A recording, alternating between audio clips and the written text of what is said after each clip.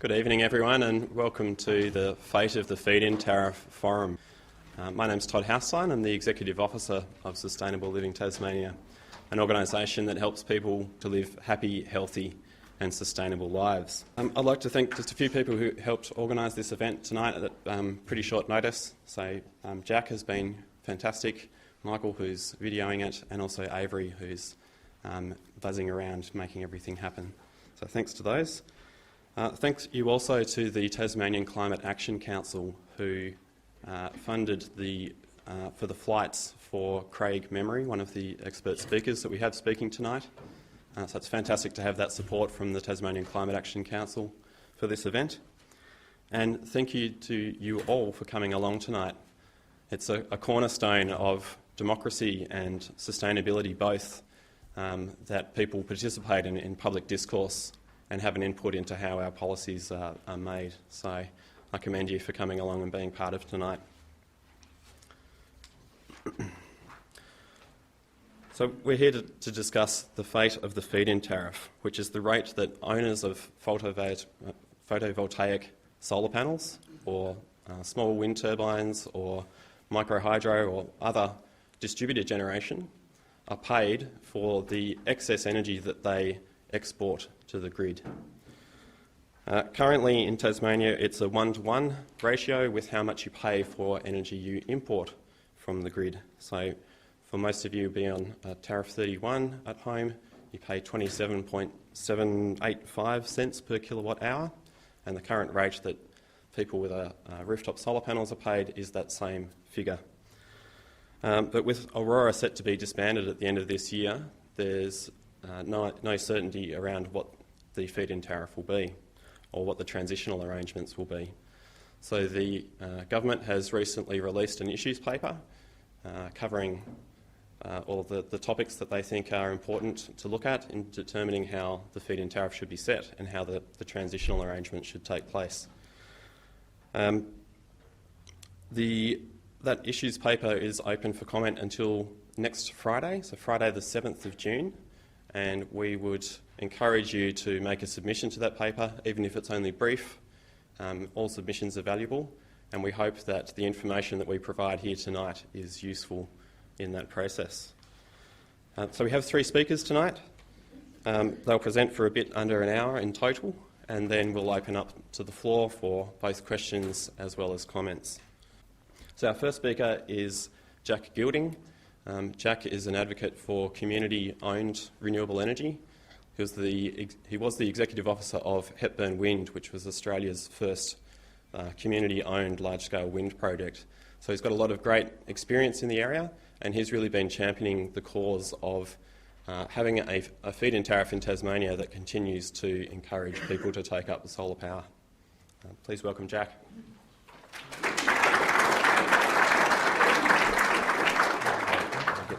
Thank you very much, Todd.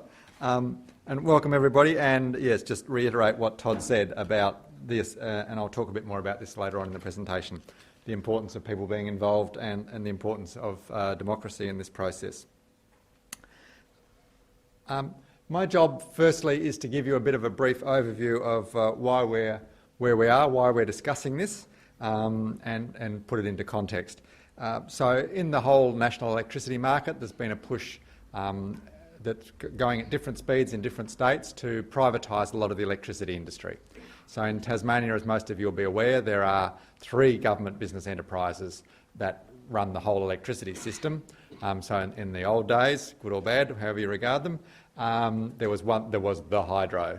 Now you've got 3 government business entities, Hydro Tasmania generating the power, Transcend transmitting it, and Aurora distributing it and selling it. And the government has decided that as its first move towards the privatisation, they will privatise the retailing part of that. What that requires them to do is to split Aurora into 2 bits, the bit that sells you the electricity and the bit that manages the poles and wires and reads your meters and so forth. And what they're planning to, and they're not actually going to set up something. What they're doing for the retailing, they are putting out to tender the customers. So everybody in Tasmania who's a small customer of Aurora will be divided into one of 2 groups and offered for sale to the existing retailers. And the government hopes, obviously, that they're going to make quite a lot of money by selling you to the retailers. And the government wants to maximise the revenue that they get from that sale. And so that's one of the drivers of this process. And it's also important to understand that because the feed-in tariff to a lot of people in the government is seen not as a fantastic opportunity or as an example of the public getting involved and generating electricity. They see it as basically a nuisance, because if you come from the mindset of the only way to generate electricity is in big power plants and all the consumers just buy it, and they're a captive audience, if you like, then people like yourselves who generate your own electricity are seen as an inconvenience at best. So this process has been driven very much from within Treasury, and I say that because a lot of our discussions, for example, trying to get information out of Aurora and from other people, everything goes back to Treasury, but when you try and talk to Treasury, it's very hard to get information out of them. There is also an agenda coming from the national electricity market in relation to COAG, the Council of Australian Governments, agreements about winding back what are perceived to be subsidies. And certainly in some other states there have been quite substantial subsidies for solar. So as part of that process, for the last, since November last year or earlier, people in Tasmania have been saying, well, if you're going to sell off Aurora, what's happening about the feed-in tariff? So the Climate Action Council took the running on this and wrote a submission to the government and said, you need to consider this. These are the reasons why it's good to have a good feed-in tariff policy. And that was sent to Treasury, and I think it's fair to say, Chris, not a fairly resounding silence was the response to that. In March this year, the government put out a market and regulatory framework paper which said how they were going to run the privatisation, that they were going to divide the customers into two groups. They'd previously been talking about three. Divide the customers into two groups, sell them off, and this is how they were going to deal with the fact that Aurora was currently sponsoring a football team, and this is how they were going to deal with pay-as-you-go meters, and this is how they're going to deal with all this stuff. Absolutely nothing about feed-in tariffs. So a bunch of us got together and put out a background paper and got people to write submissions. So there were 8 different, very respectable organisations that wrote in submissions and said, you have to address the issue of feed-in tariffs as part of the privatisation of the Aurora customers. So then the government put out a response to the consultation, and I love this quote because it's straight out of Yes Minister. The government will make a policy announcement once the matter has been considered in further detail. So that's kind of like 5 months after they were alerted to the fact that it was an issue that they had to deal with, and that they had actually passed legislation already for the retailing, the sale of the retailing.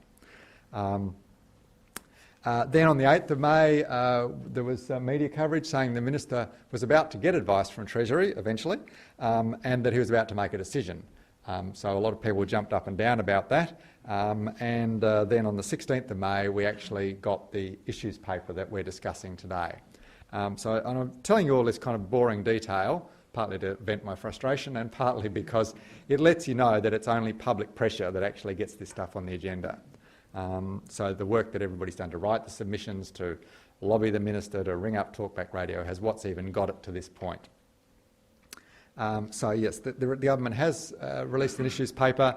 They've given 3 weeks for comment, and there are some good things in the issues paper.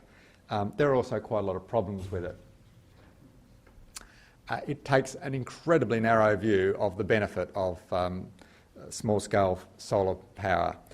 It ignores all of the benefits that we'll talk about a bit later on in terms of creating jobs, producing power closer to where it's used, engaging the public, diversifying the supply of electricity. So we'll come back to those issues.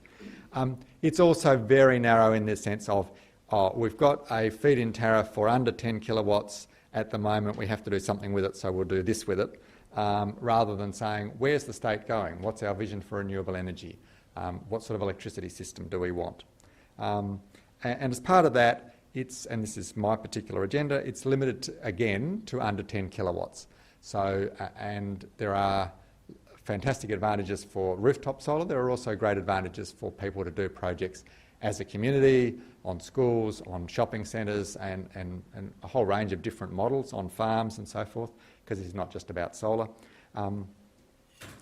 But all of those issues aren't dealt with because the issues paper says this is about under 10 kilowatts, which is basically, you know, 1 or 2 large houses.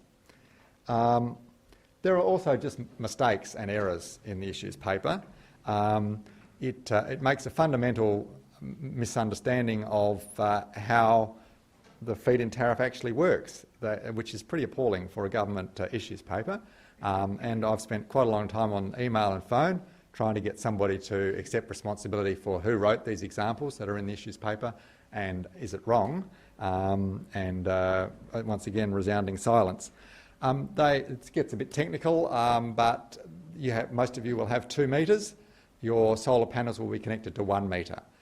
It will reduce the amount that you buy through that metre. It won't have any impact on the other metre.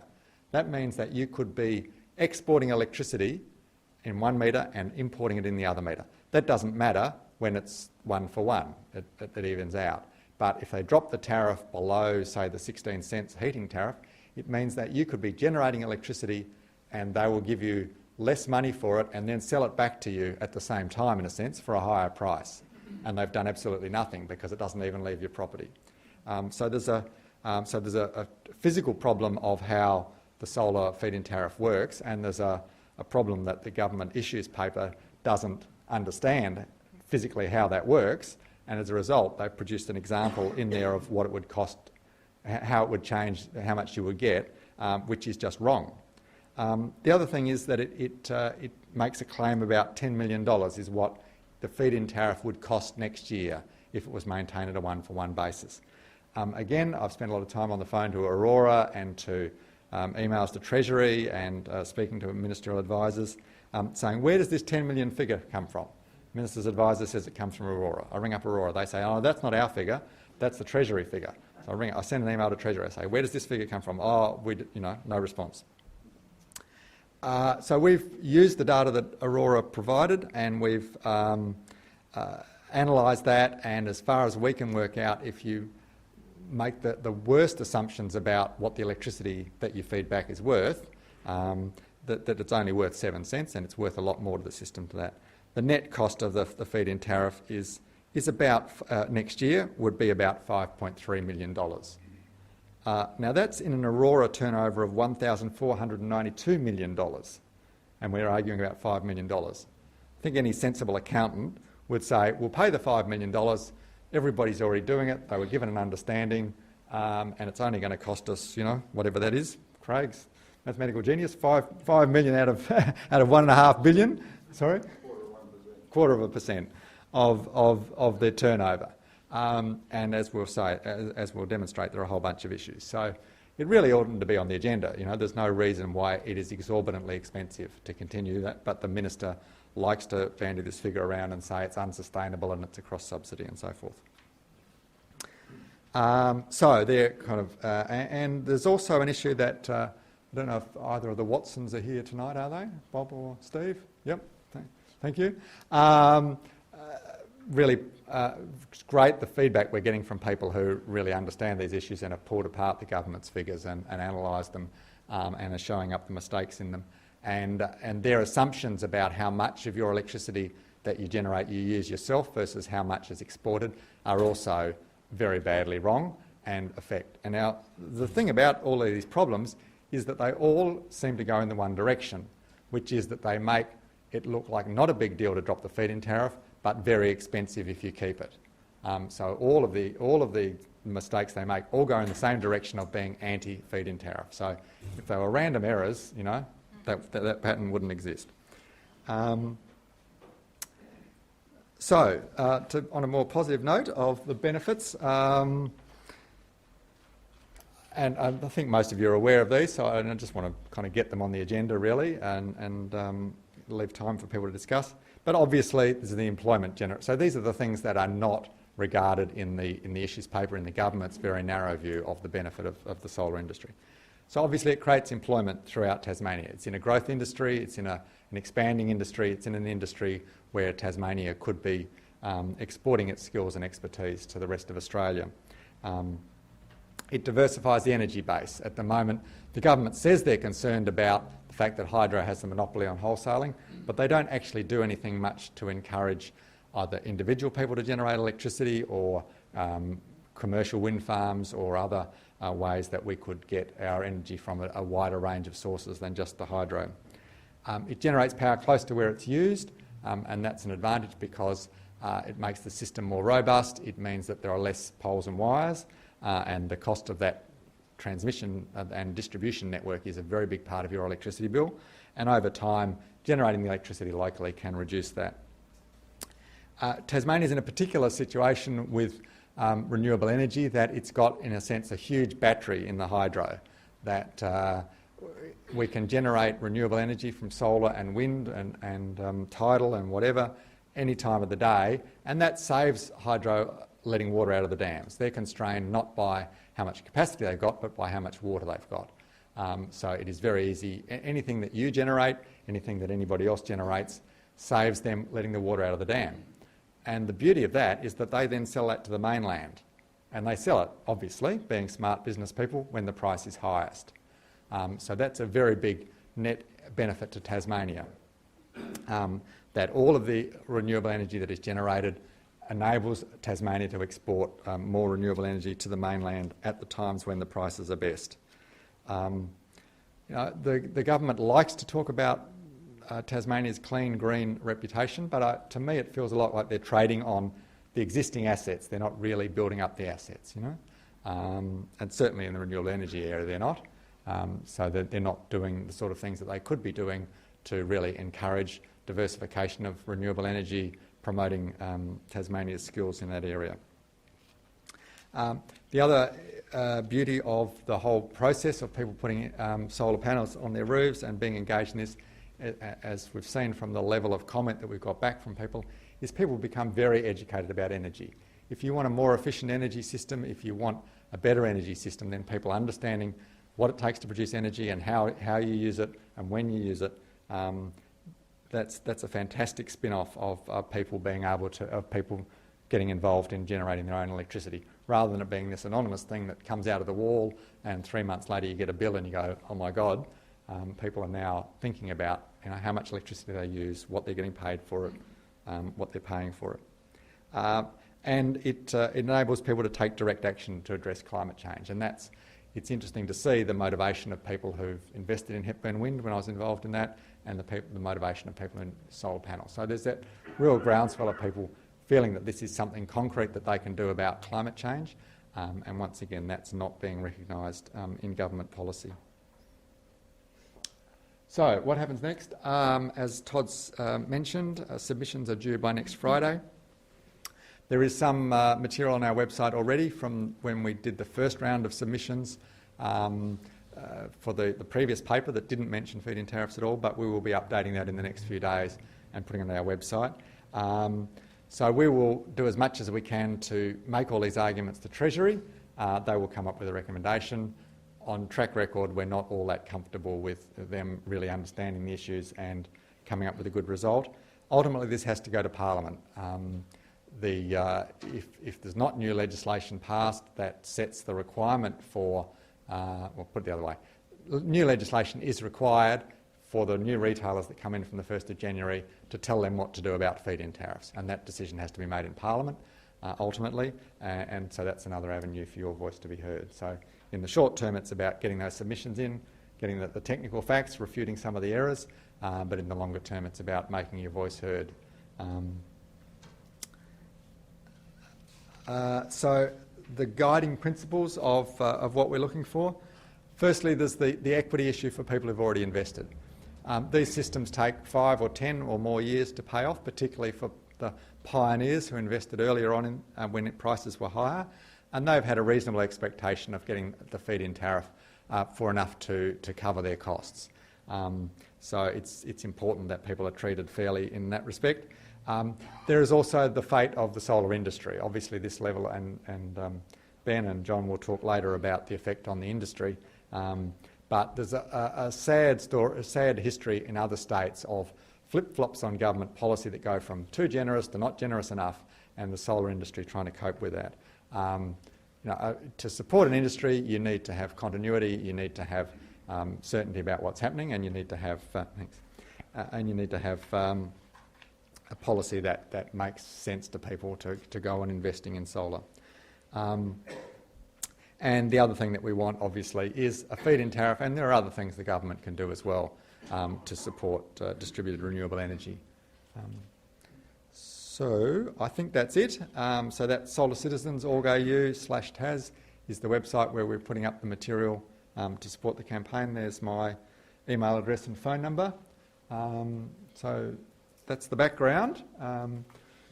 Craig now has the job of explaining to you a little bit more about how the national electricity market works and some of the benefits of solar systems. Thanks.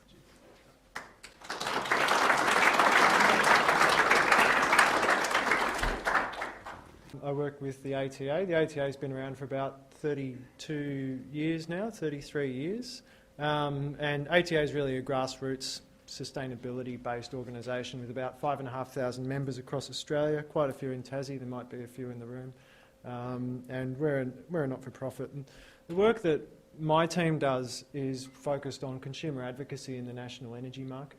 We're particularly focused on using demand-side participation measures such as demand-side generation in a way that delivers benefits to all consumers, not just consumers who have the benefit of being able to afford and participate directly, but also other consumers who pay for energy. And we take particular consideration of different classes of consumer in that. Now, I won't get bogged down in the whole consumer side of the detail of the national energy rules and the national energy law and all the different instruments there, but to make this one first point on this. So the national energy law has this overarching objective, which is written up just here. It's nice and short and simple and elegant, and this objective is supposed to be the measure by which all the national energy rules are developed. And it basically says, the key words are the ones in red really, that the way the energy market and the frameworks and everything needs to be developed is with the long-term interest of consumers in mind. And I think that's a really important approach when you look at feed-in tariffs. Now, ATA's approach and ATA's view is that feed-in tariffs should be socially cost neutral. That is, that they shouldn't require a cross-subsidy from other consumers. There was once a time when premium feed-in tariffs were a good idea. They stimulated some industry. They weren't well managed by government, arguably, and that's resulted in some really bad cost blowouts, particularly in places like New South Wales. Now, luckily, the cost of solar has come down so much, we don't need premium feed-in tariffs now, we just need something that's fair. So our particular concern in that regard is that there's no cross-subsidy by any other consumers, particularly low-income consumers and vulnerable consumers, for people with solar or other types of renewable energy. Flip side to that, though, is that we think that the feed-in tariffs should be calculated fairly, so there's also minimal cross-subsidy going the other way. That is, that people who have invested in solar should be receiving benefits that reflect the benefits that they're bringing to the actual networks and the system, and likewise the cost should be based on that as well. In that regard, I think these points here sum up what our general principles are. There shouldn't be a cross-subsidy. It should be based on the net impact and across consumers. And that's not the impact on the retail businesses, not the impact on networks, and really, very particularly, not the impact on centralised generators who tend to object to feed-in tariffs and solar on the basis that it hits their profit margins. The energy market revolves around financial and energy flows through all of these institutions, and the buck stops with consumers. Along the way, all of these other businesses have their own vested interests, but we tend to come back to the view that, well, it's what consumers who pay for energy experience that's important, and that's in keeping with that objective. So, as Todd mentioned before, feed-in tariffs can apply to lots of different energy sources. Generally, solar is the most popular one, and the one around which the design of feed-in tariffs tends to be based. Tends to be based on the profile of solar generation, around the size of solar systems and so on. But a lot of these other resources, such as wind and hydro, are subject to the same feed-in tariffs and so get swept up in the same cost structures. Doesn't seem to be an issue at this stage because overwhelmingly so many investments are in solar PV, but it's worth bearing in mind that what decisions are made for feed-in tariffs for solar will affect other small-scale generators as well. So this is where I'm going to spend a bit of time talking about how a feed-in tariff is calculated. Our own principles for avoiding cross-subsidy between consumer groups tend to match pretty well the principles that a lot of other consumer groups have, particularly those who work more closely and directly with vulnerable and low-income consumers, and also with SCER. SCER is the Standing Council on Energy and Resources. That's the state and federal energy ministers who have developed their principles for feed-in tariffs. Where we tend to differ is in the actual calculations of what is fair and reasonable. What is a feed-in tariff where the benefits that are brought to the system, balanced with the costs, reflect the amount that is paid.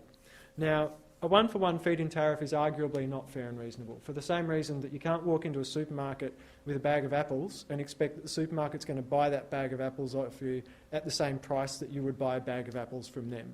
It doesn't work like that. They buy their apples in bulk from a wholesaler. They've incurred costs along the way, staff costs and operational costs. It's a very loose comparison, but the energy market works similarly. You've got different stages of actually delivering the energy to you, and so it's not reasonable. It's not cost reflective to assume that the energy that you put back in is going to be worth the same as what you pay to take it back out. However, there's a whole lot of aspects to the value of what you do put in that needs to be taken into account, and that often in calculating feed-in tariffs they're not. So they're different also for different states and different parts of Australia. I've customised this presentation a bit for Tasmania, but not so much that it makes it more confusing than it needs to be. One value is the cost of, or the value of carbon abatement. Tasmania has already got pretty clean energy, so relative to other states, the carbon abatement cost for Tasmania for solar PV is quite low. However, there's another consideration there that cuts across all of this, and I'll get to it. Tasmania generously provides this umbilical cord to the mainland called Basslink, which allows energy to go backwards and forwards between the mainland, Victoria mainly, and here. And Victoria happens to have the most carbon-intensive energy of any state in Australia, by a long way, by virtue of all the wonderful coal that we burn.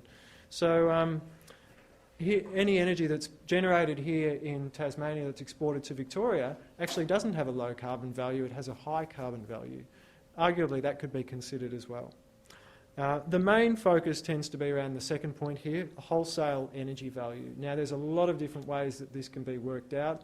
Some, I would argue, are completely wrong, like taking the average wholesale value across the time of day.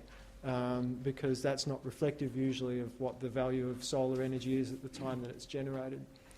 That relates, how wholesale value is treated in Tasmania, I think is actually a lot more, for the purpose of calculating a feed-in tariff, is a lot more complex than in other states. In other states, we don't have the benefit of energy storage, so we have to assume that the energy is used at the time that it's generated somewhere in the grid, and make our calculations based on that. That means it's a simple calculation.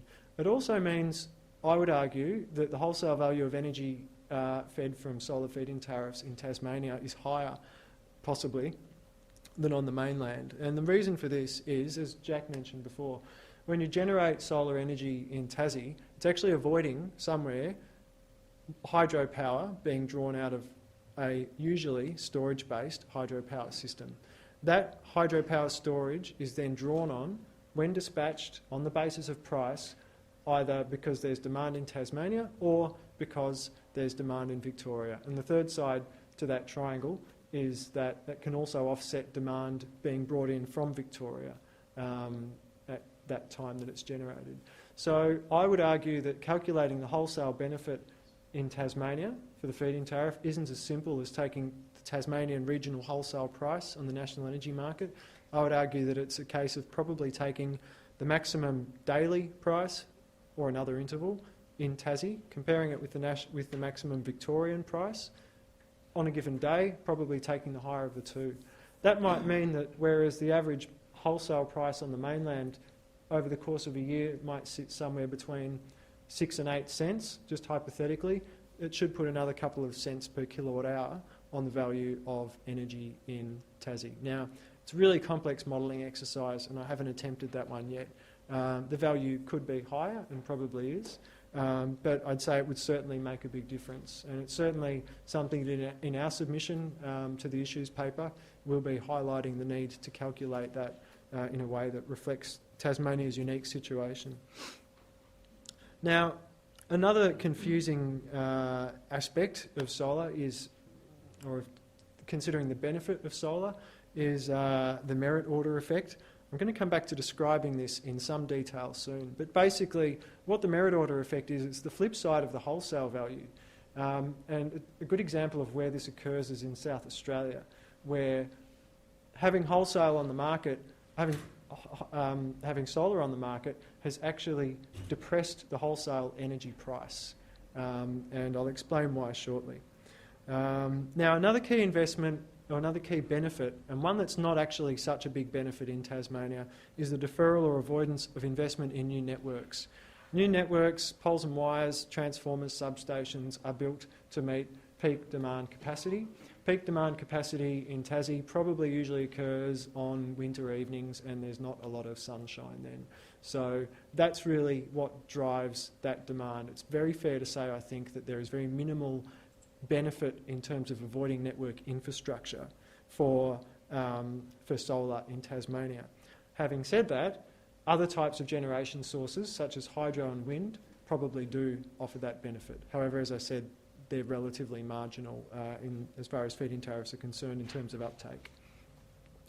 Now, irrespective of that, there is a benefit to the transmission or distribution network, although it really manifests as a benefit to retail or to bills, and that is avoided transmission and distribution losses. So Jack mentioned this before, energy that's generated by solar power systems, really, even if you don't use it in the home, if it's exported, it's probably not going to go any further than somewhere up the road into a neighbour's house. In doing so, it avoids probably 5 or 10% of the energy that a generator, such as a hydro station, would lose in transmission being lost. So another way of describing that is that energy is lost as heat when it's transmitted from the generation source through the transmission and distribution networks to where it's used, and energy that's generated locally avoids those losses. That's a very clear and distinct and measurable value that's a benefit for solar, and one that should be taken into account whenever a feed-in tariff is calculated. And it hasn't always been. At least one of the mainland governments said, it's difficult to measure it and estimate it, so we'll exclude it altogether, which is a pretty sloppy rationale, really, because nothing in the energy market is easy to estimate, and if we took that approach to everything, I don't know, we'd all be paying either nothing or $1,000 a kilowatt hour for energy. I won't labour the sixth point, or the seventh, I should say, which is flow on market and consumer benefits, but as Jack mentioned, people who install solar become more aware of how they use energy, they become more energy literate and more aware of how they can improve theirs and others' energy use as well. And those have clear financial benefits, however, they're difficult to measure. So I mentioned the merit order effect. Now, this description I'm about to give you comes with a big caveat. Tasmania is undergoing a pretty large amount of reform at the moment in the energy market. There's a lot of elements to that which I won't go into. Some have been touched on already. One that is still in some flux, I think, is how the wholesale market is going to work, particularly in regard to retail settlements in the wholesale market. Retail side of the Tasmanian energy market will be regulated by the Australian Energy Regulator, because Tasmania, as of July 1 last year, came under the National Energy Customer Framework, which means that the national rules apply. However, the wholesale market will still be regulated locally. Somewhere in between there's arrangements that will be put in place for the settlement of retailers. Some here might know a bit more about this than me. I'm kind of spread across quite a few states, so I don't have the opportunity to get into as much detail with each one. My understanding is the arrangements for wholesale regulation and as it relates to retail with small customers is probably yet to be thrashed out. That could mean that there's a different exposure to spot prices that Tassie has than other states. I'm not sure, and maybe during question time, if someone's got some insight into that they can volunteer, that would be very welcome. But the merit order effect works thusly. Basically, there's two types of generation on the energy market. There's generation that's called scheduled, which sets the price, which you can call a price taker, price maker. There's generation that's not scheduled or dispatched. It just generates when it occurs, such as solar and wind to some extent, and that acts as a price taker. Now, what occurs on the energy market is the more energy you've got coming out of one area or one generator, the less you need to dispatch more expensive generators to meet demand. This has an effect which is complex, so I won't explain it in detail, but it's known as the merit order effect. And what it means is that generators that are dispatched, generators such as solar PV, don't tend to displace the average generator, they displace the more expensive generators. And the spot price for generation can actually get very, very high. It's capped on the energy market at around $13,000 per megawatt hour. It doesn't often hit that price, but that's the floor, that's the ceiling price that on a really, really high demand day, when there's a significant failure somewhere in the energy market of transmission infrastructure, or if it's a heat wave, the energy price can go that high. That's about $13 a kilowatt hour.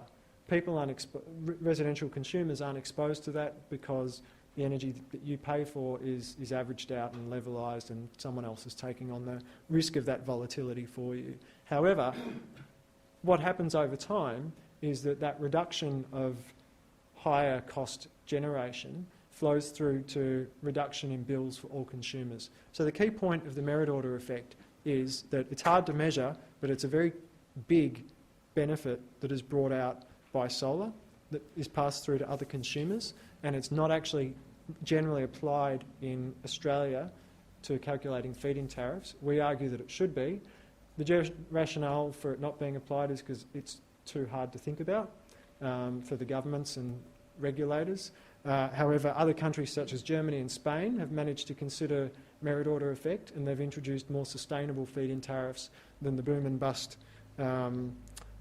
feed-in tariffs that have occurred in Australia.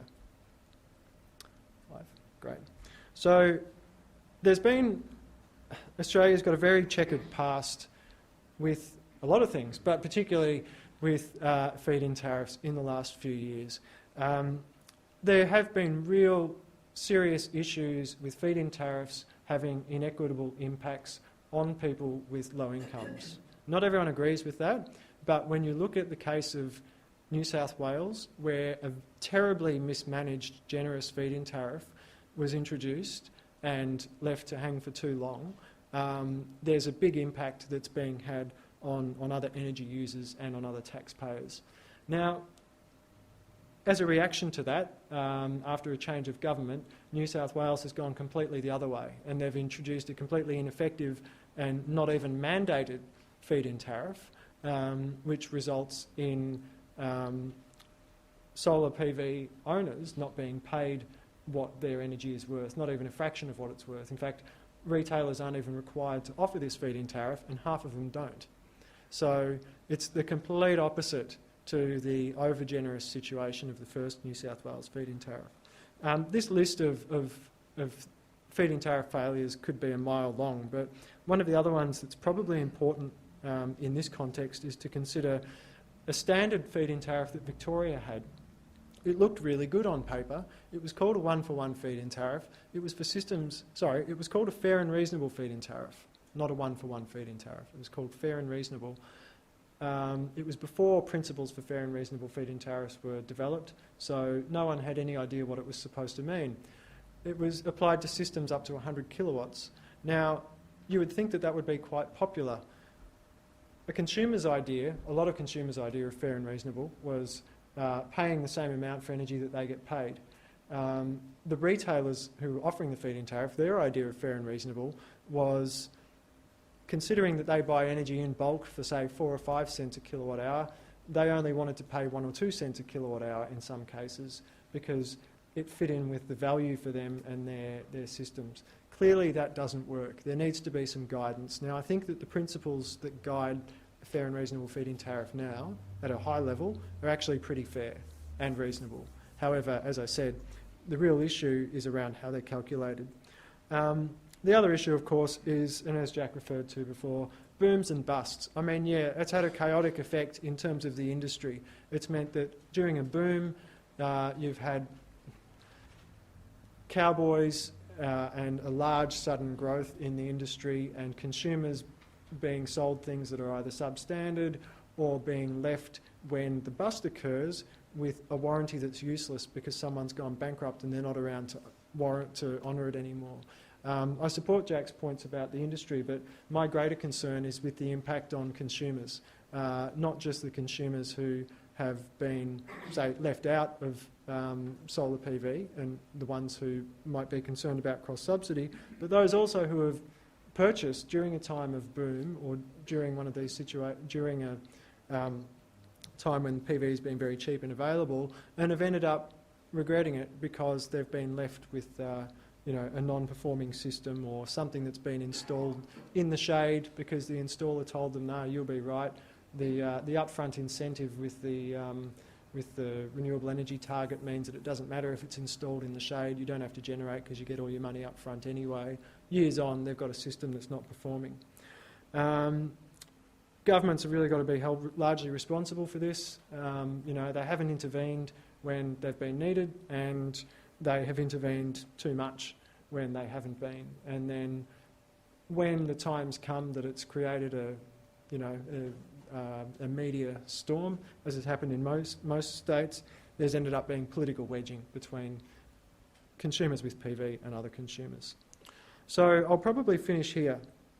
In fact, I will finish here because that's all I've got time for on these points.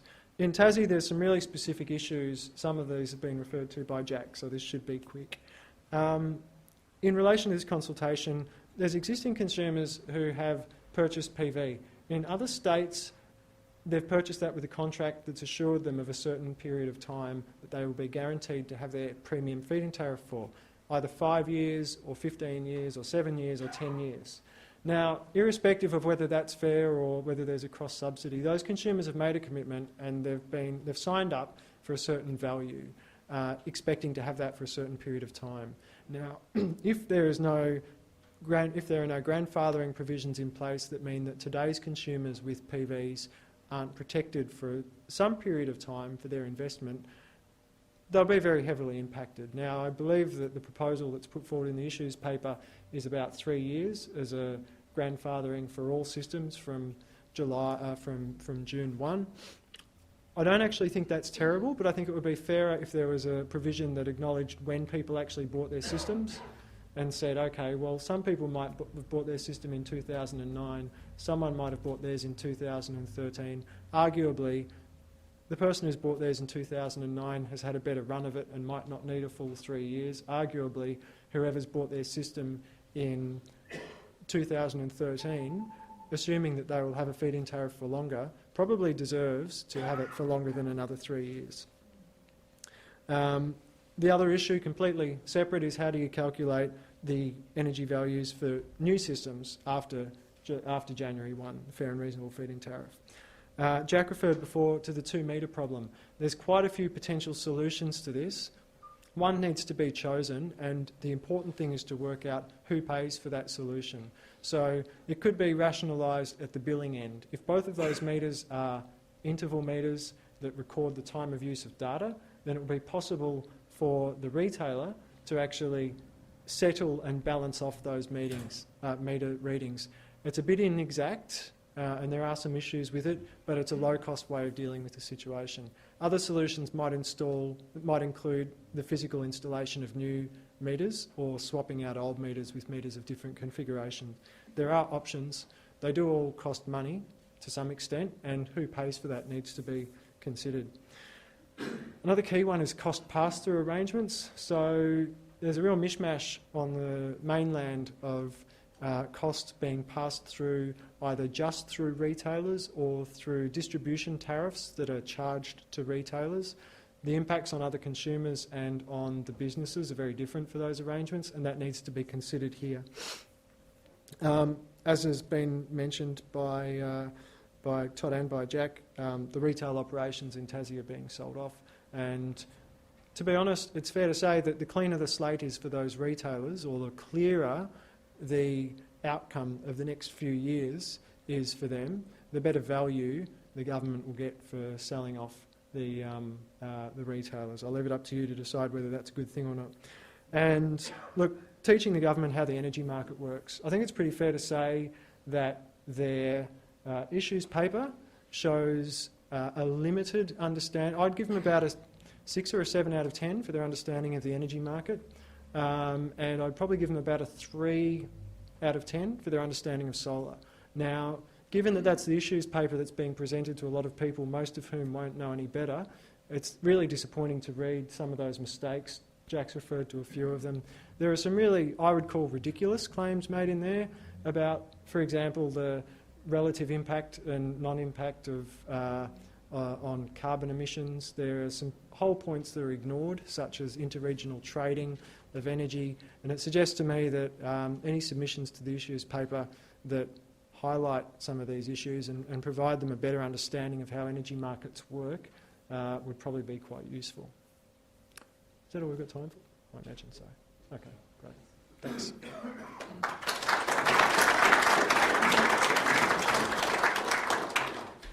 Well, very glad to have someone like Craig here to help understand the energy market, because it does get quite confusing. There's a lot of talk there about boom and bust, and someone who's probably most concerned about that would include Ben, one of the owners of solar installation company Basleck. So I'll hand it over to you, Ben. G'day.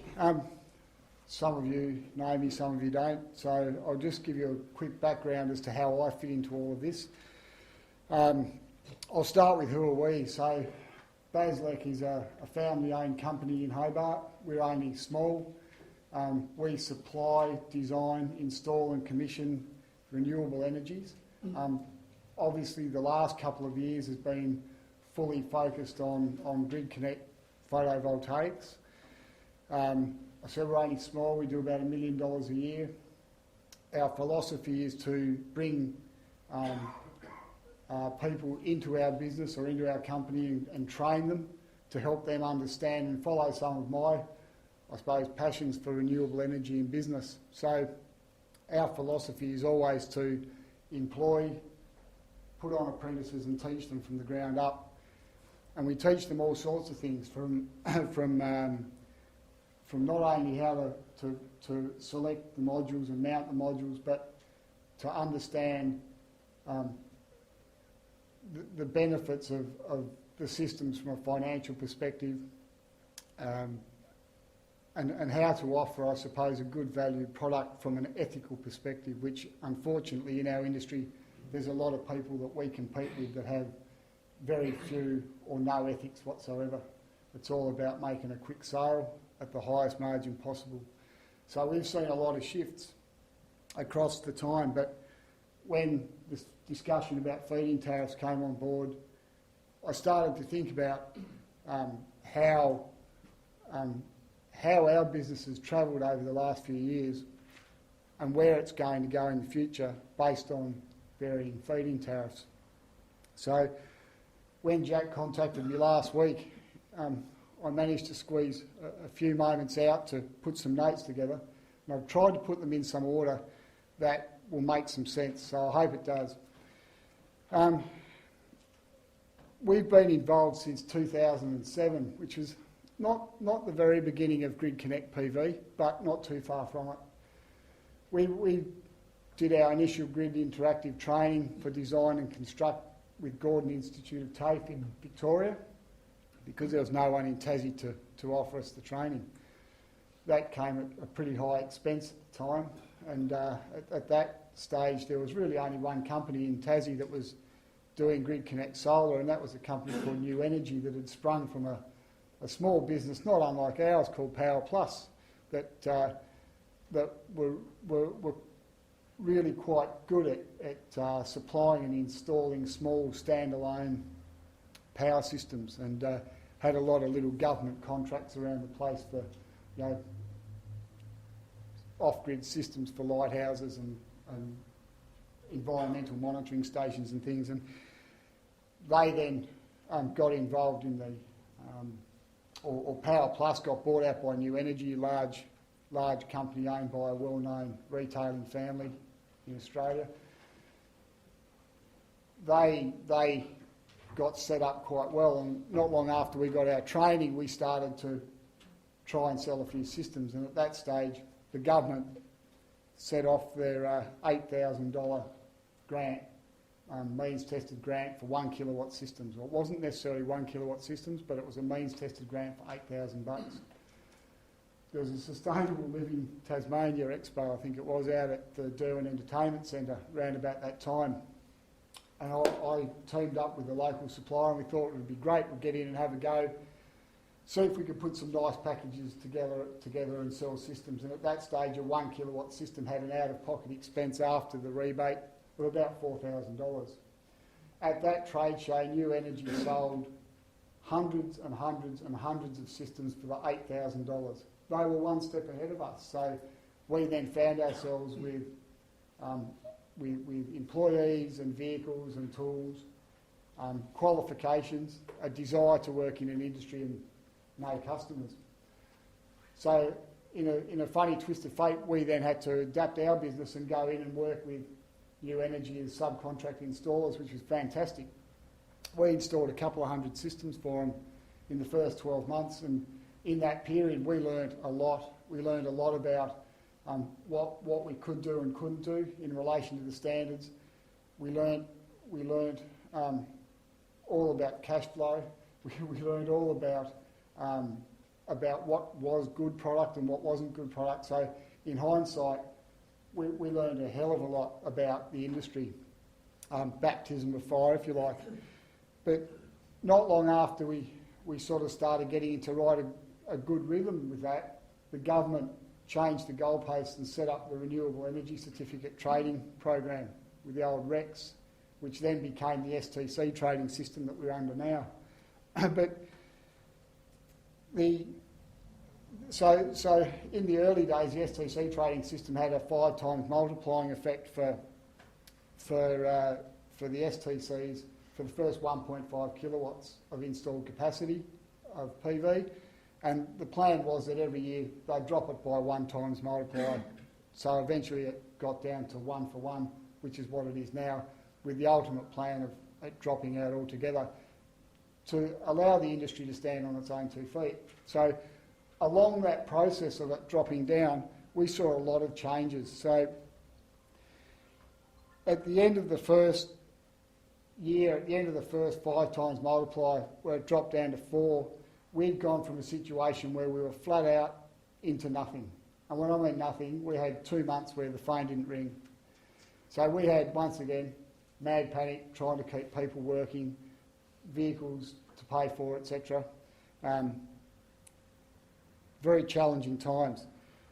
Then, once the 4 times multiplier effect started to take a bit of hold, and after that original drop, the STC price started to go back up. But in behind the scenes here, we had the government saying, oh, we'll set up a clearinghouse to sell the trading certificates and everyone will get $40 for it. It'll be great. It'll be fantastic. So everyone in Australia said, beauty, let's get solar. So all of a sudden the clearinghouse choked. They had no customers and they had 40 years worth of STCs to trade. So all of the larger installation companies started to do this big panic and said, well, we're going to go broke here if we don't do something. And that was the time when Clear Solar went broke. I don't know if any of you can remember Clear Solar. They were the first of the big ones to fall. So what happened is everyone started pulling their STCs out of the clearinghouse and selling them through STC traders who had set themselves up to become a broker between installers or consumers and polluting companies. And that system's still working quite well behind the scenes, but the STC price fluctuates. So that's another up and down thing that we've got to deal with. Occasionally you get a rise in STC price and you get a rise in demand, rise in volume, and everything goes well. But it can go the opposite as well, and we can go for months where we'll get little or no income for what we do, because ultimately the consumer isn't prepared to bear the risk on the fluctuating STCs. As suppliers, installers and designers, we have no option but to wear that as part of what we do. So once again, we're seeing this cycle of boom and bust that we've been talking about already. So anyway, we get down to the end of year 2, where it's supposed to drop from 4 to 3. The federal minister at the time said, no, there's still too many people putting solar in around the place. What are we going to do? Let's drop it from 4 to 2. So all of a sudden, we had a 3-month period where we were just ballistic. We were doing too many systems in a day. Well, I felt we were, to be confident that the quality of our installations was holding up. Lucky for us, the systems we had in place behind the scenes carried us through, and we didn't have any issues in relation to defective installations and so forth that some of our competitors do even still today. Then as the process went further along and it dropped down again, or was supposed to drop down, they dropped it down 6 months early. So we found ourselves again in this situation where we just had so much work, we didn't know how to handle it, we're having logistic issues, we're having time frame issues with our customers, and we just found ourselves, have found ourselves the whole time with this boom and bust cycle. So towards the end of last year, we were averaging about 5 kilowatt installations a week. Now that's not bad going for a little company like ours. To give you an idea, at that stage, the out-of-pocket expense for a 5 kilowatt system was around about $10,700 for the systems we were selling. Good quality, middle of the road product. It's fantastic. Like, we were happy. We were at the first time in 5 years, I felt that I had enough confidence in the renewable energy industry, particularly solar, to start making some further investments. We set about finding yet another first-year apprentice to come on board with us. We ordered a brand new truck to get it all set up just for solar so that we could become more efficient to deal with the falling retail price. As the retail price contract, we need to adapt and change to ensure that we can still operate in the industry that we want to the quality that we want to, but we don't have the margins that we do or did. You know, right back in the early days, you know, a 5 kilowatt system, well, the first 3 kilowatt system over solar was 25 grand. We were paying well in excess of $800 for a 190 watt module. To give you an idea now, a 190 watt module I can land for $150, including GST.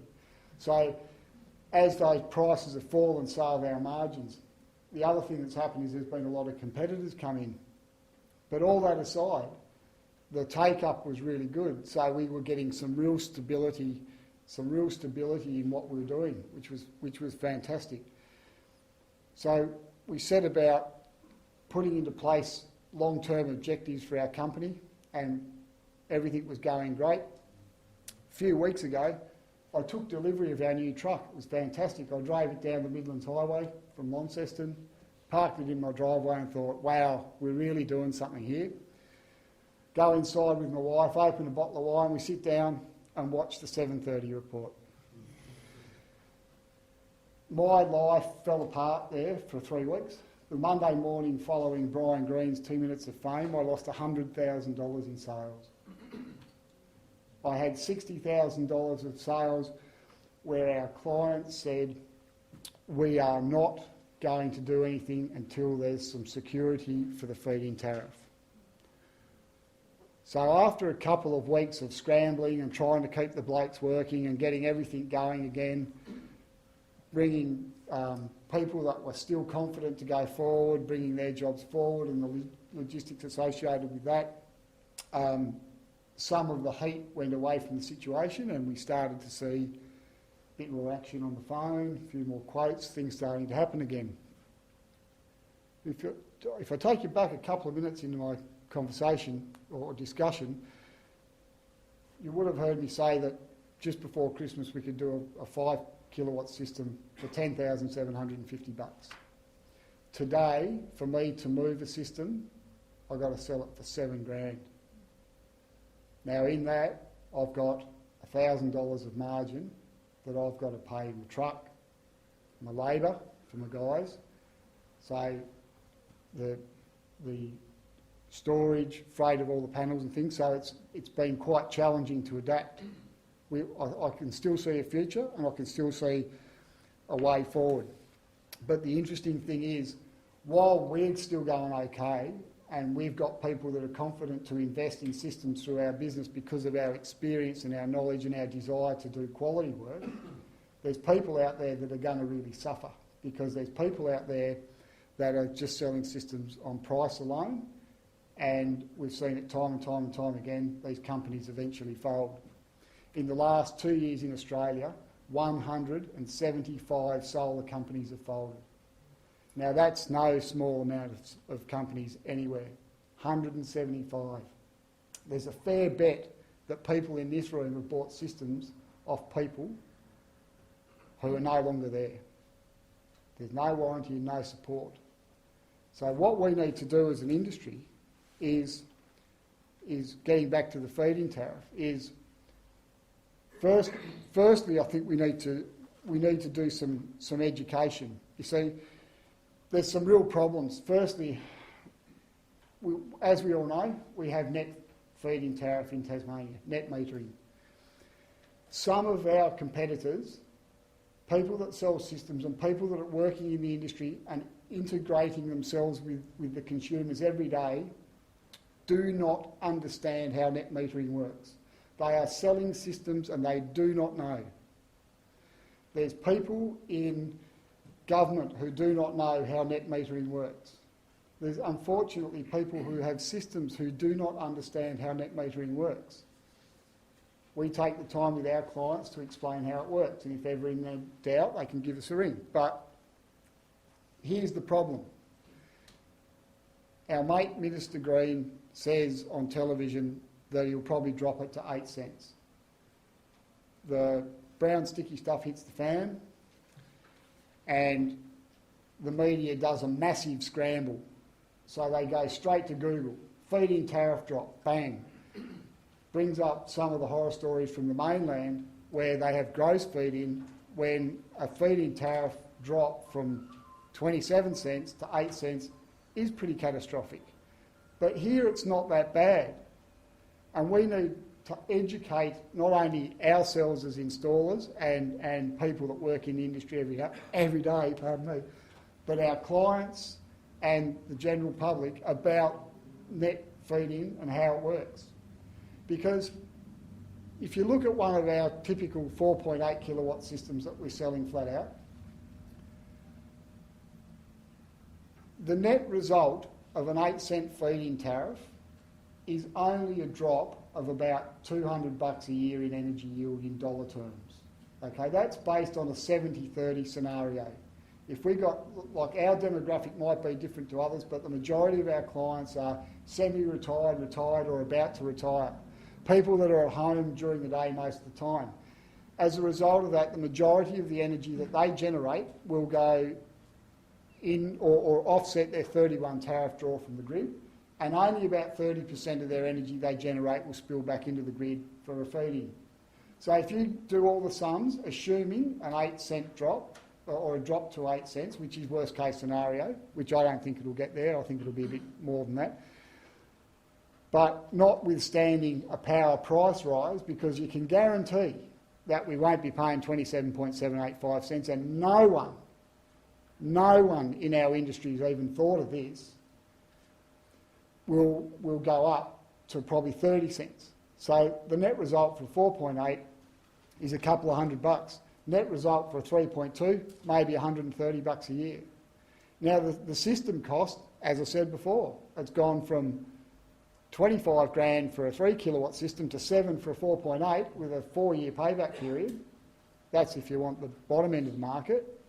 If you want some of our nicer products, it's a bit dearer still, but you're still only looking at a 5-year payback period, which is still good in anyone's terms. Now, there's things that you can do to manage that as well. So the feed-in tariff comes in.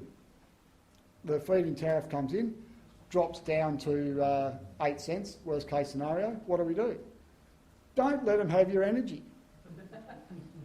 There's things, we've already developed an automatic changeover arrangement that'll put your hot water cylinder onto your 31 tariff, which will give you an effective 16 cent feed-in tariff. Put timers on your fridges and freezers so they run during the day, not during the night.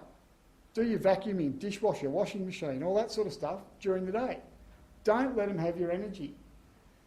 The other thing I wanted to touch on, apart from the fact that we've got to, as an industry, got to up our game, is and help everyone become educated. But the other thing is we've got to understand, I suppose, that there's a long-term benefit for everyone for solar, and it doesn't have to necessarily be financial. It can be environmental reasons. It can be just a nice feel-good feeling that maybe your bill that you were getting that was big isn't going to be that big. So I still think there's a good future, and I think we've got a long way to go. It's only a very, very young industry in timeline terms. We're still confident enough to keep investing and riding the ups and downs. But really what we need more than anything at all is some direction and some consistency. It's this unknown, not knowing what's going to happen. That's what's hurting my business, and ultimately it's hurting all you as well because you're here tonight. All we need is for our politician mates to stand up and say, this is what we need to do. We're going to lock it in at whatever it might be. If it's 10 cents, it's 10 cents. We can work around that. But if we haven't got some consistency in policy, then this solar coaster, I call it, ups and downs, will continue along its merry way, and that's not good for the consumer, and it's not good for the business owners either. So, bit of a background there, and hopefully I've given you a few things to think about. Thanks very much.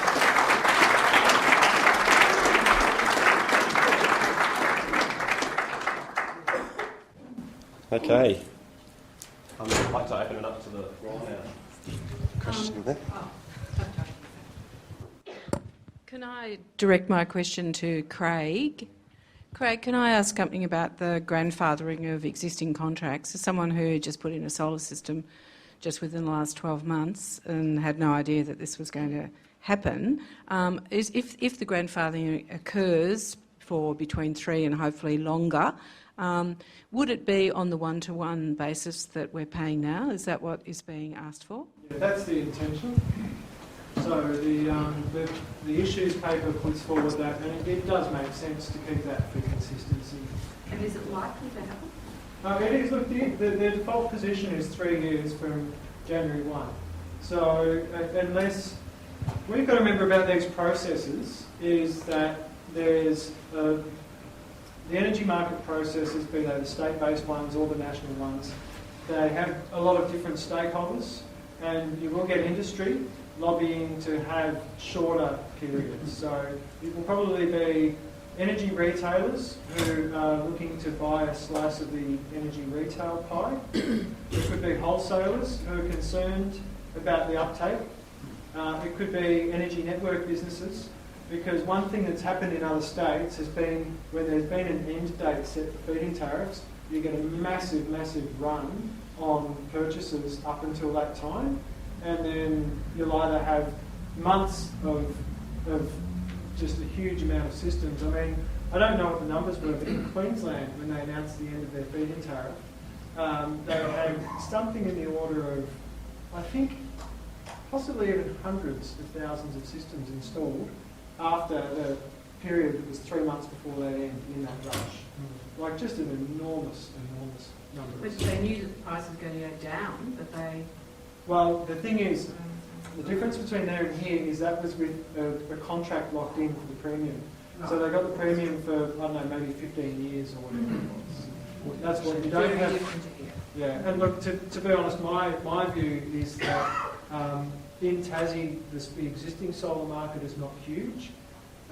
When the numbers, as Jack pointed out, the impact on other consumers is not as great as it is in other states. I think there's a very sound basis for arguing for a 5-year period to lock in the payback for those consumers who are investing now.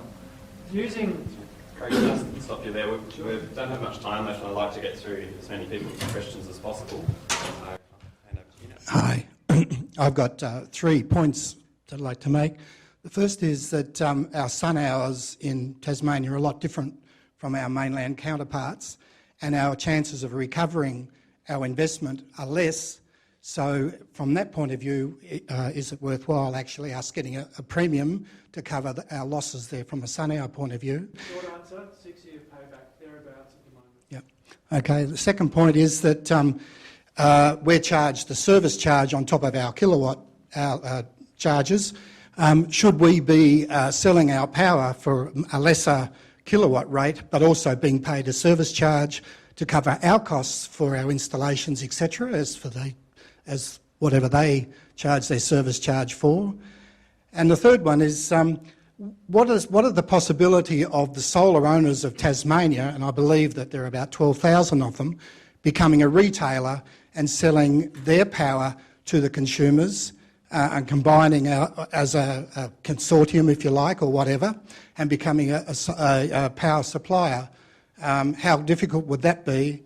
And then obviously we can sell to non-solar users as well and buy our power wholesale from Aurora like the other retailers would do. I'll quickly respond to your second point, and then Jack might want to respond to the third. So solar power really doesn't generate capacity, it generates energy. So I don't actually think it works economically to have a fixed payment being paid to solar panel owners unless they can guarantee that that energy is available on demand in the same way that the grid can. And that's why there is a fixed charge for the grid. In theory, that's why. There's fixed services, fixed costs that are available. So I don't think it actually works to have a fixed payment to solar owners, and it wouldn't be in their benefit because it would be based on a very watered down amount. It's best based on the energy. Look, Jack, do you want to respond to the community retailer question? Yeah, if I could just, on the connection charge firstly, because it does remind me that there is an issue in Queensland. The Competition Authority is saying solar people should pay extra to connect to the grid. And it's a bizarre argument, but it is important to recognise that in Tasmania people pay a lot more for their connection, their standing charges, and that I think it's important that solar owners understand that they're already paying for the services of the grid. Even if you didn't sell or buy any electricity, you'd be paying Aurora for the use of the network. So it's important to recognise that and to say, you know, solar owners shouldn't be paying more to access the grid. In relation to the retailing question, that is one of the possible longer-term benefits of these changes. For the first 3 months, there'll only be 2 retailers and no swapping between them. For another 3 months, there'll be swapping between those 2. But in 6 months, so July next year, other retailers can come in. So I think in the longer term, and Craig and I are working with a group of people nationally very closely on this, to look at what are the models, because there are a lot of people who want to bypass that whole system, want to set up their own retailers. The community groups in Australia have done a lot of work on that already. So in the 2 to 3 year timeline, I think you will actually see the potential for you as a producer of electricity to have more control over who buys your electricity. The story that Ben gave us a little while ago is replicated through the industry, and as a member of the Climate Action Council, we became concerned about this issue because we've been concerned about leadership at all levels of government and the failure of leadership over climate change. And there you see a very stark relationship between the feed-in tariff and an actual industry which is trying to get on its feet and is having a great deal of trouble doing so. The point I want to make is that I wouldn't blame anyone here tonight to feel like they weren't competent to write a submission to Treasury because it's all so complex, etc. I think that one of the main points to make is that the sums haven't been done in a number of areas. We don't know the size of the solar industry. We don't know how many people it employs, how many electricians it employs and so forth. We don't know its value. Treasury doesn't know its value. I'm sorry, you want to answer that one? Yeah, sorry. Just on that, there's 103 accredited installers in Tasmania. But what I'm trying to say is that the thing to do is to put the ball back into Treasury's court and to put the ask on it to do the sums that haven't been done, and that includes enumerating the carbon abatement cost value, which is, we've talked about it tonight, but how do you actually evaluate that? And Treasury hasn't evaluated it either. And the third and last thing is the question of leadership is a huge one. It's a one for government, and we can talk about the process that has been taking place through Treasury and electricity reform, but there are non-monetary values which are absolutely huge. And how do you put a price on the community empowerment of all those people who have 12,500 people in Tasmania who've made a personal decision or a household decision to take some leadership and to demonstrate in the most visible way they can that they want to do something about climate change? That is not part of the equation that all of this stuff is to do with. So that's one to throw back at government. So we have to deal with this issue both at a government level and also at a bureaucratic level. Thank you very much, Chris. Chris always makes really great points that I hadn't thought of until he says them. Thank you. I hope I'm not the dumbest person here, but I'm going to ask a question which I suspect other people want to ask. Can somebody just tell me the difference between a gross feed-in tariff and a net feed-in tariff? Somebody mentioned it earlier on, but it hasn't really been explained, I don't think. Okay, with gross feed-in tariff, with gross feed-in tariff, the solar array is connected to an individual meter, and every single kilowatt hour of energy that's generated from the PV array goes straight into the grid and is bought by the energy retailer at the feed-in tariff rate. With net feed-in tariff, we connect the array into the back end of the 31 tariff meter. The meter gets swapped for a bi-directional meter, and directly the energy that you generate directly offsets an export from grid into your house. So if you've got a load in your house of 1 kilowatt hour, you're generating 1 kilowatt hour of energy from the sun, you will use 0 kilowatt hours from the grid. If you're generating 2 from the sun with only 1 in the house, then you'll import 1 into the grid. So, and conversely, if the sun's not shining and you have a requirement to use energy from the grid, you'll draw 1 from the grid. So it all then comes down to the balance between energy that you're generating and energy that you're using, and how can you best utilise that energy on your roof without letting it go to the grid. My prediction is that from here on in, regardless of what happens, we'll see a reduction in average system size going in, which has probably already happened on the mainland. People will tend to go for a higher quality product with better warranties and so forth for a longer term investment, but they will invest a smaller amount overall for a smaller return, but they won't spill as much to the grid. So in other words, they'll use as much as they can on their own. Can I just add on that really the gross feed-in tariff is not an issue in Tasmania. Nobody's talking about that. But it does raise the important issue that what looks like a very bad result of going from 27 cents to 8 cents, if it was that bad, only applies to the electricity you export, that you will still get the benefit of all the electricity that you use yourself at the time you use it. So it's only about half as bad as it sounds. Well, it's not even that. It's only... If I can chime in as chair, it's quite variable depending upon how much energy you use in your house, the time that you use that energy, and also the size of your solar panel system. So if you've got a very large system and you're not home during the day, the drop in feed-in tariff will hit you a lot harder than the scenario that Ben was talking about before, where you've got some retirees that spend more time at home during the day. They don't use that much energy, so the solar panel is mainly feeding their own energy use. They're exporting less to the grid, and therefore the feed-in tariff doesn't really have that much bearing on them. Comment on that. 68% generally of what you produce from your solar systems in the summer half a year, and 30 to 32% in winter in daytime. Consider that when you've got a heat pump or electric heating, but preferably a heat pump, and when you're going to use the energy. Now, just looking at Aurora's figures today, going through and ratting out all that rubble they put up was all wrong. It was 43% on average feeding.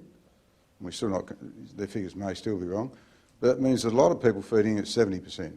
We've got customer feeding at 95% weekdays, using consistently only 2 kilowatt hours a day off his roof. So, yep.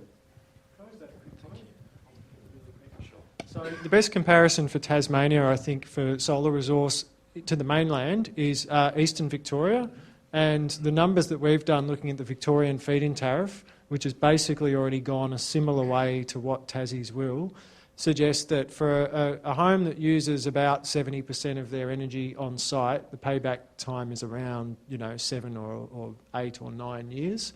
However, for homes that export a large amount of their energy, so they might have a really large solar array or a small load, homes that export 70 or 80% of their energy, they actually might take 15 years or 20 years to pay themselves off. So it's a massive, massive difference that's really dependent on that. And this really is going to be a big issue if that metering issue in Tassie's not solved, where you've got the dual meters, because you'll have a lot of homes that are in actual fact using the electricity on site, but the meters don't reflect that because only one of the loads is being counted. Hi there. Just quickly, my energy bill per year is about $2,500. So I decided to install a 9.6 kilowatt system for, say, 20 grand. That's 8 years worth of electricity I've paid in advance, basically, to get the system installed. So my argument is that anything less than a one-to-one, I base my decision on one-to-one at 8 years. Anything less is just going to take the industry down. I cannot see why one-to-one has to be the starting point. Just sort of keep it simple like that. What sort of percentage of energy are you spilling to the grid? Have you had your system long enough to get some figures? Or? Yeah, I've had the system installed for 2.5 years, and I'm basically built up a credit over summer, and towards the end of winter it's back to zero. So it's working as it should. I haven't had a bill for 2.5 years. But on your bill, under 110 tariff, what sort of dollars are you importing to the grid each year or each quarter? Look, I haven't got the figures on me, but basically, just to keep it simple, it's going to take me 8 years to repay the system. So if it's going to take any more than 8, and given that most people only give you a 25-year guarantee on your panels, a third of the system is already up. So I've only got another 14 or 15 years to basically then start to not pay. And it's not as though we're actually making money, we're just covering our cost. Don't forget that in the period that you've had your system, there's already been 2 power price rises on 31 tariff. There's going to be more to come. So it's not just looking at the unit price, kilowatt hour price at the day you buy your system, but the whole system-wide cost. You'll find if you did a proper analysis, your payback period would be more like 6 years? No, 2 years ago, I agree with you. 8 years, I put a 3% CPI model, and 8 years when you bought yours, 6 years to buy it now. So 3% CPI, 7%.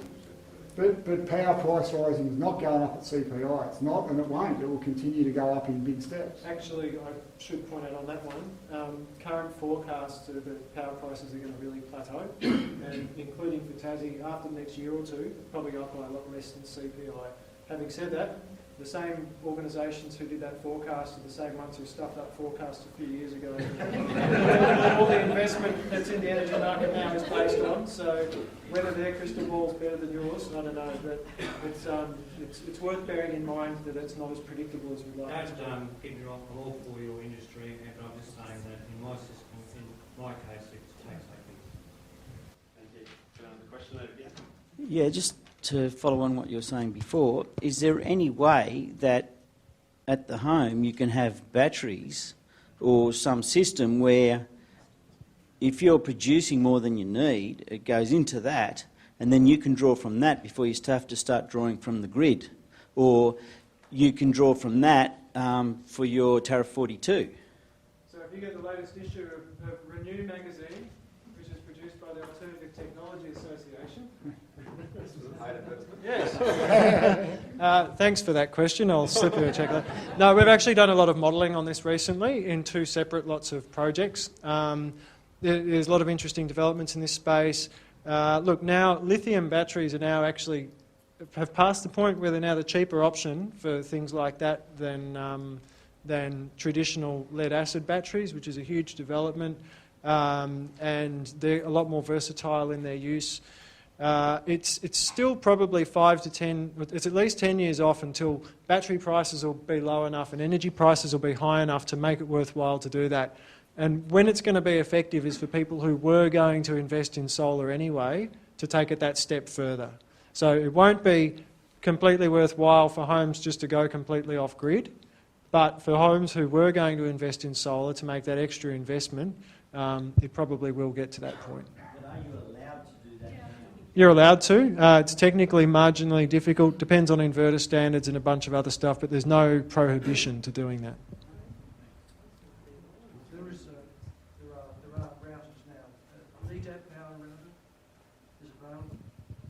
Lithium-ion batteries are too expensive at the moment. Actually, no, lithium-ion batteries for that purpose have now got cheaper than lead-acid batteries. So yes, they are too expensive. All battery technology is, but the lithium-ion batteries are the ones that are trending in that direction. Yep. Okay, can I have a quick show of hands? How many more questions do we have here? It looks like we've got quite a lot, but we've also run out of time. So I've got a proposal here. I'd like to allow anyone who really needs to get home and get the dinner for the kids ready or whatever it may be, the opportunity to step out. And for those who would like to stay on and ask more questions to stay in the room and keep going. The second option is that we can go out into the foyer and enjoy some food and some tea and coffee and continue the discussion informally. I think the downside with that option is that you're not all going to be able to hear the 3 experts speak. So, option 1? Option 1. Yep, Is okay. there a prospect of a Q&A on the website?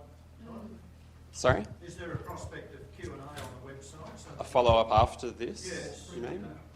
So, On the Facebook page. yeah, that's not a bad idea. We'll see what we can organise. Okay, so we'll continue for another however long. If you need to go, we perfectly understand. We did say that we would finish at 7:30, so off you go. Now, we've got one here, we've got Mike there, a third one there. Craig, I've just got a quick question for you. Historically, what has competition done on feed-in tariffs on the mainland? Okay. Yep. Not much. Yep. So competition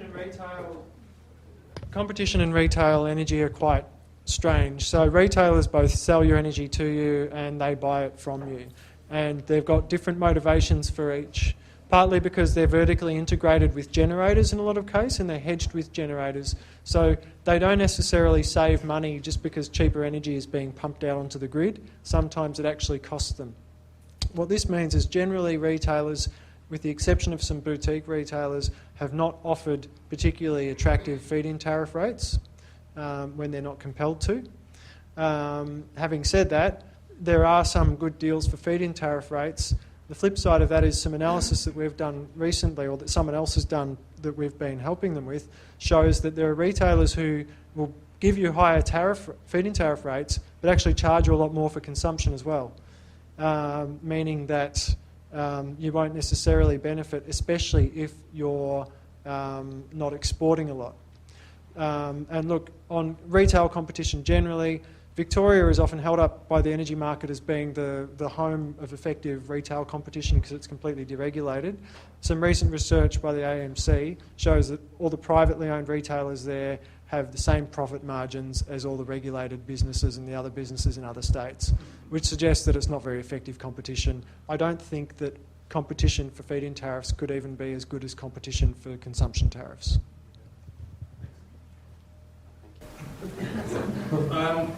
Yeah, look, I just wanted to reinforce what Ben was saying about if you're stuck in a situation where you are out of work all day and you're trying to maximise your export to get the feed-in tariff, If that changes, one of the best ways of trying to address that is to plan things on timers while you're at work. So things like the washing machine, get your washing done during the day so you're using your own power rather than the grid power.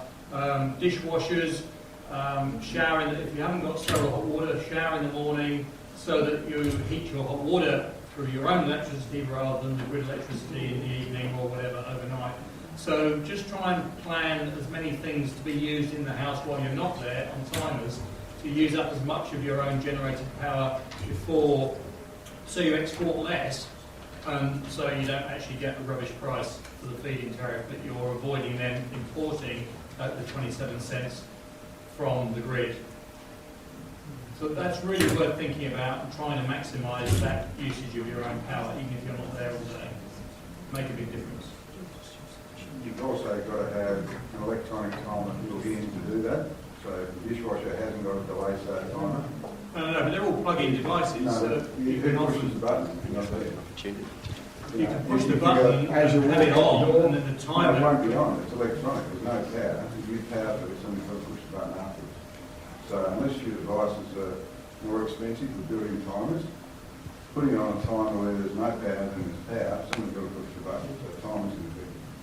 I did some devices. At the end of the day, the real trick is... Sorry, you go. Most of the excess that builds up during the day, if you're lucky enough to export 20 kilowatts to the grid during the day, after you've used your 10, then that night you draw back 10. The 10 kilowatts you've got left sitting is converted to cash. Most of that then comes out of your heating tariff. Be careful there, actually. It's actually not calculated like that. It's actually instantaneous. So as soon as you export the energy, it doesn't sit in a battery waiting to come back to you. The energy you export is sold onto the grid, and what you use in the evening you buy back, it's completely separate. So, the point I'm getting at is if you check your meter at the start of the day, what you send off, then it shuts off when the system shuts down. That night you're drawing it back. yeah, So no, that's not actually, I understand what you're saying, but that's not actually how it works economically. So this is about maximising your consumption on site so that you use the energy when it's being generated, and the way it works is a bit different to what you're describing. So technically you could say if you're just trying to offset your home use and you're not worried about the financial flows, yeah, that's exactly right. If you're generating 20 kilowatt hours a day and you're using 20 kilowatt hours a day, it'll balance out. But it's really important to understand, and this is a new thing for Tasmanians because you haven't had to deal with this with your existing feed-in tariff arrangement because it's been one-for-one. The energy you export stays exported. You don't draw it back. No. So you're financially, what you're getting back, under a one-for-one arrangement, it's fine, but under the feed-in tariff arrangement where what you export is worth, say, 10 cents, you don't draw that 10 cents worth back. But if you look at your quarterly account at the quarter, it tells you what you've exported to the grid under 110. Yep. Times 27 cents gives you a dollar figure. Yep. That dollar figure then will come off whatever you've used under your heating tariff, which basically is how my system. That's fine on one-to-one, as soon as you get 8 cents for it. Yes, so that's what I'm saying. If it's anything less than the tariff one-to-one, that 27 cents might be 8 cents. That figure's cutting a third of, like it's $300. Exactly. It takes out, the really benefit of having it. We've got battery technology worked out here. We've got the microphone back on, and I'd like to stick to the microphone again now because that means that our video recording, the people will actually be able to hear. So I've got a question up here now. Jack, you mentioned that hydro has some potential benefit from increased installation of solar in Tassie. Have you engaged with hydro at all to seek their support? No, we haven't. I think the first thing about that is probably that we need to say to Treasury, as Chris was saying, those Treasury needs to accept responsibility for working that out. It is a benefit to Tasmania.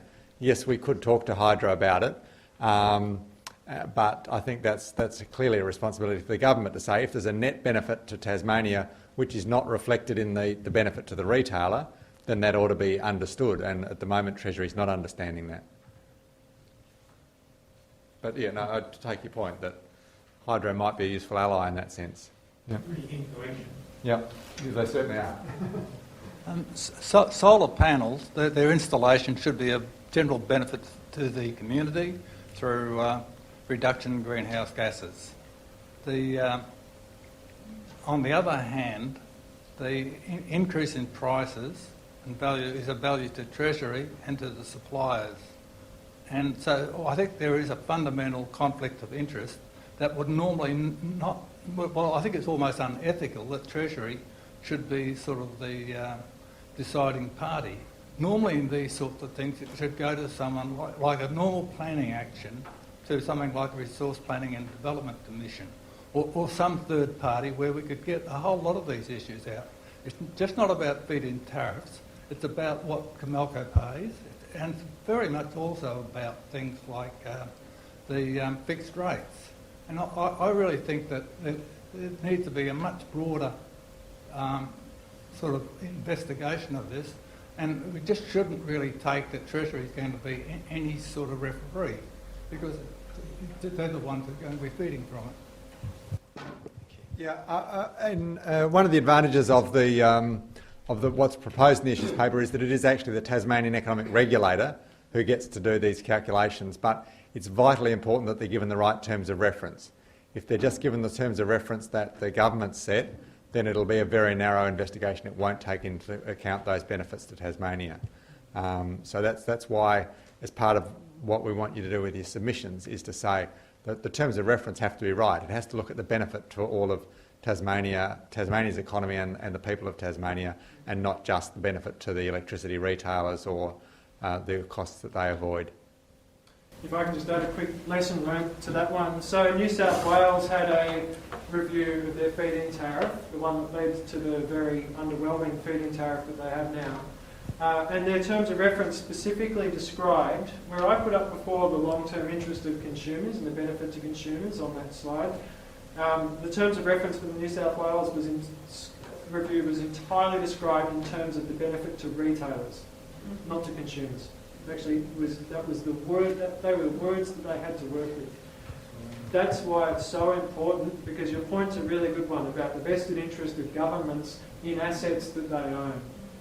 The problem we have across a lot of the energy market is that we've got privately owned assets, and the problem we've got across the rest of it is that we've got publicly owned assets. They each come with their separate issues. The problem with the publicly owned ones is that the owners make the rules. And so when you do have that separation, as Jack mentioned, it's really important. But getting the terms of reference right and embedded are really important as well.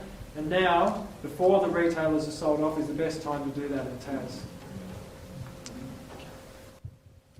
I heard just a little while ago that we need to reschedule our energy usage to make the best benefit. Taking showers during the day is not going to help us, because solar feeds into the light and power circuit. So there's only a very limited opportunity to schedule it and make a benefit. My wife and I are pensioners. We're at home all day, and in the last week I got a net on a 4.5 kilowatt system. Well, it's actually two systems. In total, 4.5 kilowatts. We had a net benefit of $22 a week. If that should drop to 8 cents, that'll drop down to 12. If I were not home, it would only be driving the fridge. $5 a week, perhaps? Now, my second question. Why can't we argue from the point of view of putting the excess energy that we have, parking it onto the grid? I know it's not a battery, but it acts as a battery. Parking it onto the grid, taking it back at night. What is the cost of doing that to the distributor, to the... Yeah, a couple of really excellent points there. The first one, there are things that you can do, but you shouldn't have to do. So, and that leads to your second. So, there are limitations, and people installing batteries because that's the price signal that they're getting is a bit crazy, because we, as you say, already have the huge battery in the hydro. So the regulatory structure should reflect that, and exactly what you say, and I think this will be one of the things we'll talk about first thing tomorrow morning when we start working out the submission to go to Treasury, is that there ought to be some recognition of exactly what you said, that it doesn't cost the system very much for you to export your electricity at one interval and import it at another interval. But that's something that the electricity system is going to have trouble getting its head around, but it's a perfectly sensible solution, and it's a lot better than people having showers in the middle of the day and buying batteries for everybody. Just on your point about the grid being a battery, it's a good point. In Tasmania, there is an element of that, and it's the wholesale energy, as I mentioned before, that's being generated by stored hydro. However, there's different cost components to energy, and one of those is the poles and wires and networks. Almost half of what you pay for on your bill is actually the cost of poles and wires, possibly a bit over half. And that's the bit that you can't really effectively justify getting back. And that's why a one-for-one feed-in tariff doesn't stack up, unfortunately. So there are ways of addressing that aren't done that possibly should be, by having locational pricing and things like that, but you don't get back what you put out to the grid, per se. We're certainly not using much of the network. Go from my place to the next door. Indeed. I'm going to take two more questions. We've got one here and one there, and I think we'd better call it. Sorry. One of the speakers spoke about the need for political leadership, and I'd remind people here that Tasmania has a very ambitious goal for carbon dioxide reduction emission. So I think I may be wrong, but I believe it's 60%. It's a very large figure, and it seems to me that it would be worth looking for a bit of political leadership from the minister who's responsible for this ambitious goal, and that's Cassie O'Connor. I suggest that it'd be a very useful thing to do for people here to write to Cassie O'Connor and point out the contribution that solar energy makes to reducing carbon dioxide emission. Thank you.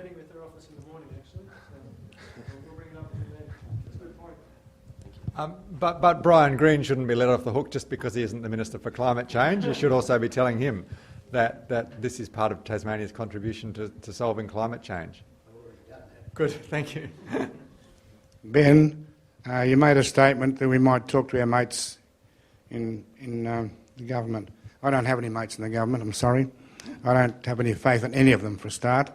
We're relying on you people to meet with the Treasury and with the government. Now, you talk to them, none of them know what they're talking about. None of them understand this. They haven't got a clue. Half of our they industry haven't. Half of our industry. No, have not got a clue. They don't know what you talk. You just will talk that column behind you. You'll do just as well. I don't have any faith at all in them. I don't know how you go about it. I don't know what you're going to do, how you're going to get through to them. As far as I'm concerned, yes, I've got a system in, and I'm very happy with it. Yes, and I can't understand for the life of me why the 1-in-1 does not continue. I don't accept all this crap that they're putting in. If you look at all the stuff that's coming on the internet now, the feedback, well, people are saying that those that haven't got the systems, and I think through a lot of jealousy, that they are saying that why should they have to pay for what we supply? They reckon that we're getting the best end of the deal, and they say that okay, it's wrong.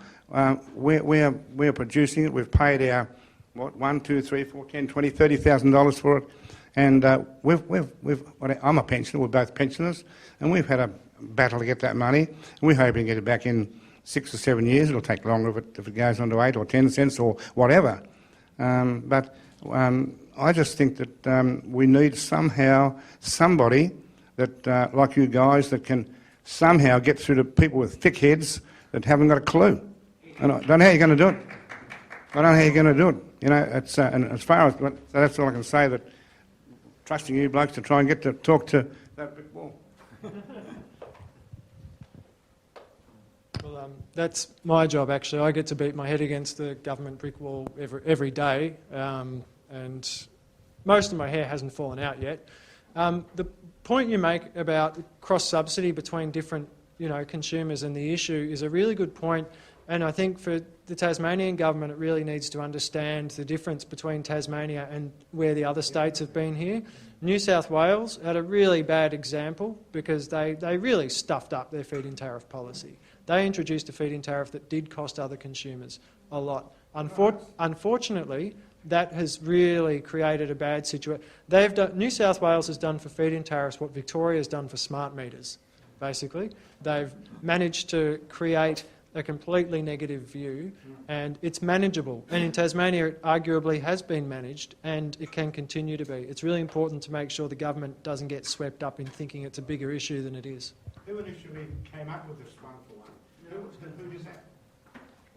Somebody must have done it. I think it was Aurora's own initiative. Well, Presumably backed by government. Aurora is government. Well, thank you, everyone. I think it's been a fantastic, really impassioned dialogue. We've gotten through quite a lot of issues there, both on the technical front, on the economic front, from the community standpoint, talking about the climate change action and individuals being empowered to take action. So I think we've covered a lot of issues there, and I think it's been a really good event. I would encourage you all to continue the discussions informally with some coffee and tea and biscuits and so on that we've got prepared outside. So thank you very much.